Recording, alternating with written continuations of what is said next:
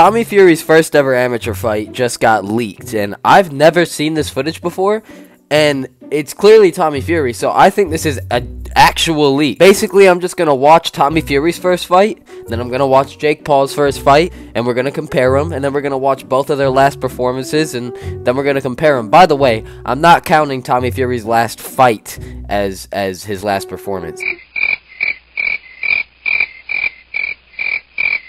Oh, Jake's asleep, folks. I'll give it to Tommy Fury. That fight had me knocked the fuck out. Alright, Tommy Fury came running the fuck out, working that jab early. This dude's a lot bigger, so I think that Tommy's trying to get on the inside. I mean, if he's fucking smart. And that's not going well.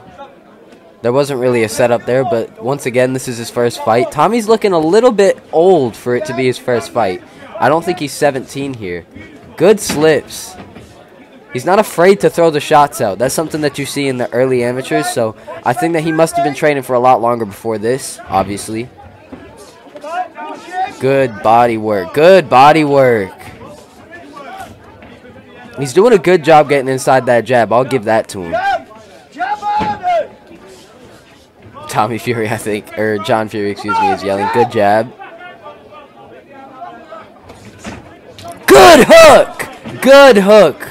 That was beautiful. It was very, like, it was windmill, but it was still good. Good body work, good body shot.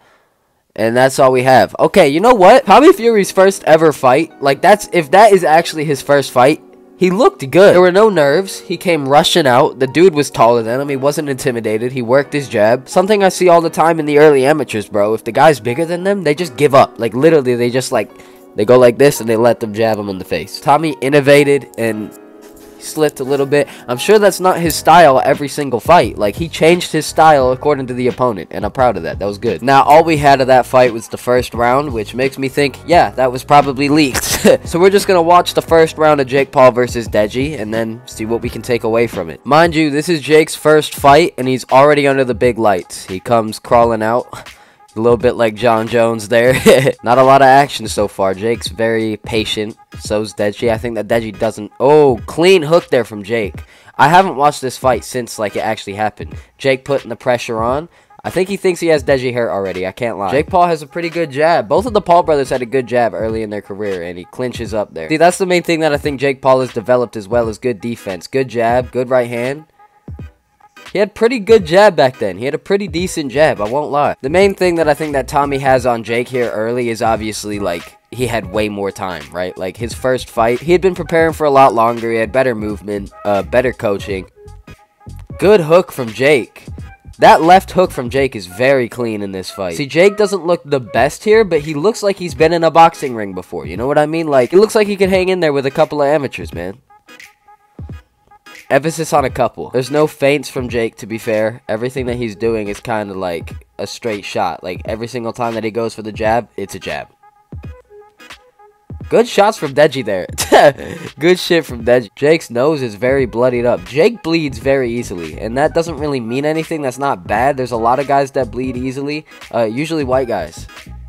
I will throw that out there. But we're coming to the end of this round. Jake Paul easily won that round over Deji. Mind you, this is a Deji that didn't really train, and that's not me taking any, credit away from Jake Paul, but he did fight a guy that literally didn't train. Tommy Fury looked very, very good and fluent in there with a guy that's probably been training his whole life. From the first performances, I think it was obvious from the start that we were going to say that Tommy Fury had the better performance. Early in their boxing careers, Tommy Fury was ahead, and he was ahead for a long time. But now, as we move into both of their last performances, I think you're going to see something very different, because let's be real, Jake Paul versus Anderson Silva, the fight that we're looking at first, is much higher level than Tommy Fury's last fight. Let's dive into it. This was the first fight that Jake Paul actually had the pressure put on him. Anderson Silva did not hold back, and he actually gave Jake Paul a test. This was by far the deepest waters that Jake Paul has ever been in, and he still managed to land a good shot that put Anderson Silva down. And that right there is really all you need to know. That is my entire breakdown of that fight.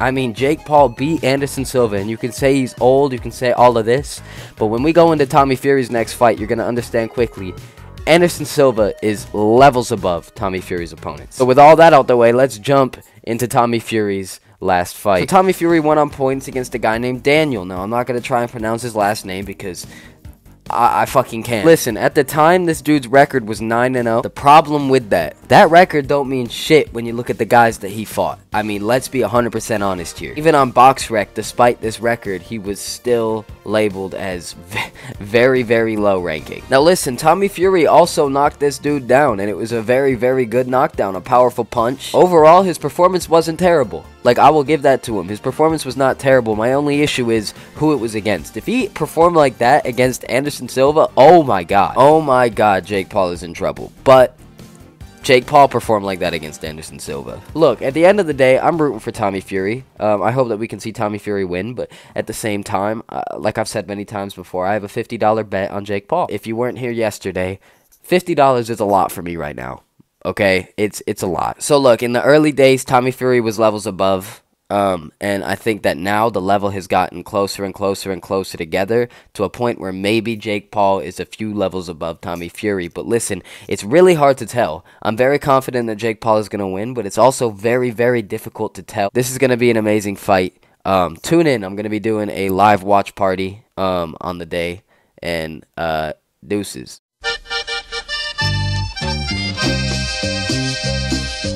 What's the beast to a dinosaur, nigga?